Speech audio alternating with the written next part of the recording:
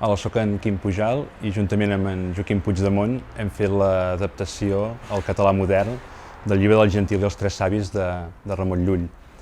El llibre del Gentil i els Tres Savis explica com un gentil, un home que no coneix Déu ni la resurrecció, empès per la idea de la mort, atabalat per la idea de la mort i de la desaparició, emprèn un camí a la recerca de consol.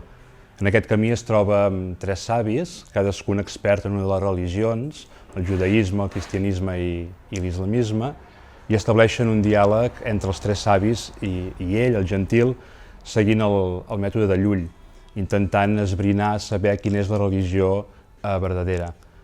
El que passa que el més important del llibre, el més interessant, és que s'acaba sense saber quina religió és l'escollida pel gentil. I els tres savis marxen dient que la religió mai no hauria de ser motiu de confrontació ni de disputa.